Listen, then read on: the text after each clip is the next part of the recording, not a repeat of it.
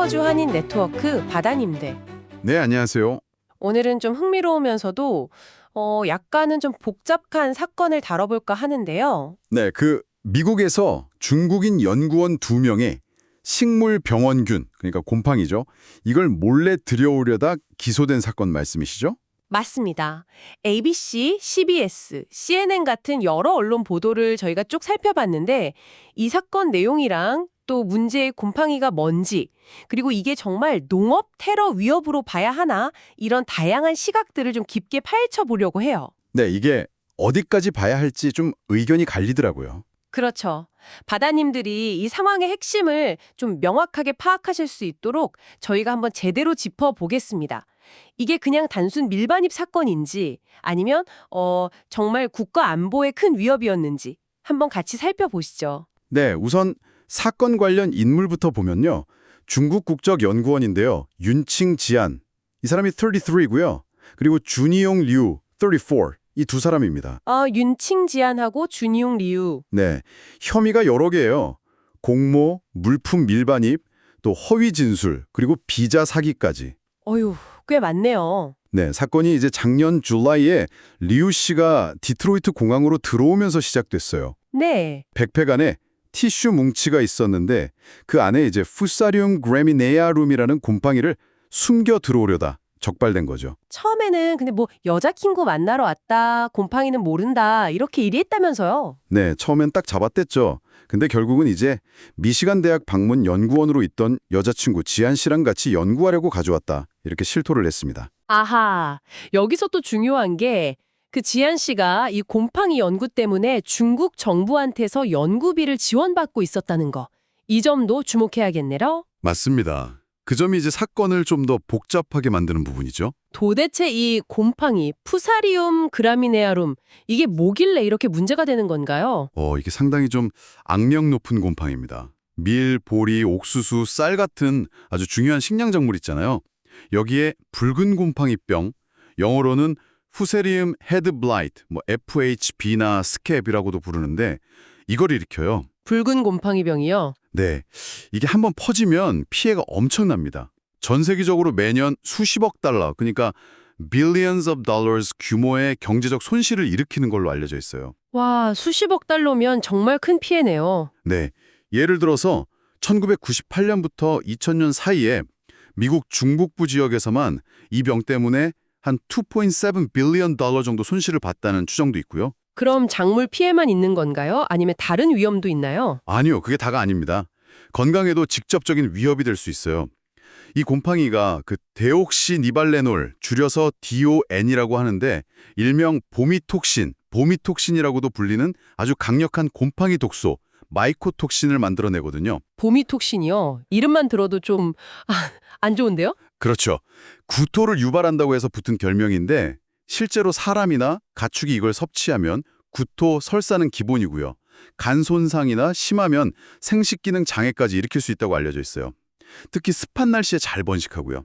정말 위험한 물질이네요. 네, 그래서 미국 농부부 USDA에서는 허가 없이는 이 병원균을 절대 들여오지 못하게 엄격하게 금지하고 있습니다. 근데 이 지안걸 이유는 관련 허가를 신청하거나 받은 적이 전혀 없었던 거죠. 그렇군요. 허가 없이 이런 위험할 수 있는 걸 몰래 가져오려 했으니 당연히 문제가 커졌겠네요. 그래서 법무부나 FBI 같은 데서는 이걸 잠재적인 농업 테러 무기다, 국가 안보에 중대한 우려 사안이다, 이렇게까지 보는 거군요. 네, 그게 이제 정부의 공식적인 입장입니다. 그런데 여기서 식물 병리학 전문가들의 목소리는 좀 달라요.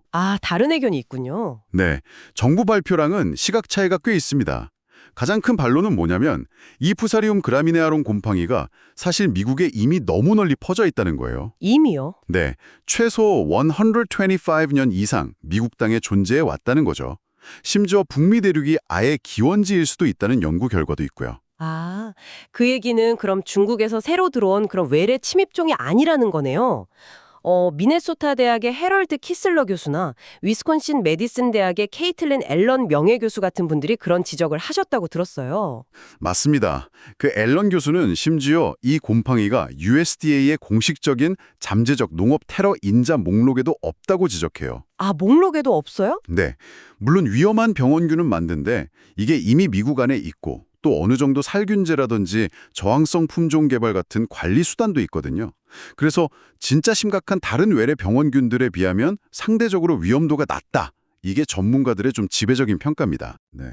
코넬 대학의 게리 버그스트롬 영예교수 같은 분은 오히려 진짜 걱정해야 할 건 뭐 살균제에 내성이 생겼다거나 아니면 새로운 종류의 독소를 만드는 그런 새로운 변종균주가 통제 없이 들어오는 상황이다.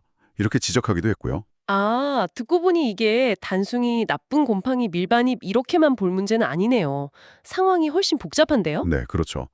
그래서 일부 전문가들은 이게 뭐 악의적인 테러 의도라기보다는 어쩌면 연구자들이 그냥 규정을 잘 몰랐거나 혹은 알면서도 좀 무시한 일종의 잘못된 판단, bad judgment 아니었을까 이렇게 좀 조심스럽게 추정하기도 하는 거죠. 네. 그럼 정리를 좀 해볼까요? 그러니까 중국 연구원들이 잠재적으로 위험할 수 있는 곰팡이를 허가 없이 들여오려다 기소된 건 명백한 사실이고, 그렇죠. 그리고 이 곰팡이가 작물이나 인간, 가축 건강에 해로운 것도 맞고요. 맞습니다. 하지만 동시에 이 곰팡이는 이미 미국에 널리 퍼져서 관리되고 있는 대상이고, 이걸 농업 테러라고 규정하는 것에 대해서는 전문가들 사이에서 상당한 이견이 있다. 뭐 이 정도로 요약할 수 있겠네요. 네, 정확합니다.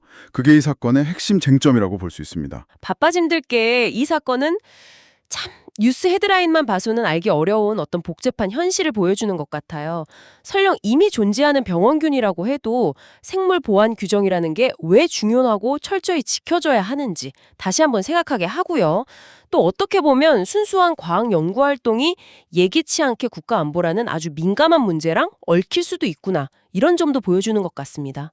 특히 해외에서 연구나 관련 업무하시는 바빠짐들께는 이 과학연구 윤리하고 국가안보 사이의 그 묘묘한 경계가 좀 더 현실적으로 와닿을 수도 있겠네요. 네, 그럴 수 있겠네요. 마지막으로 이런 질문을 한번 던져보고 싶어요.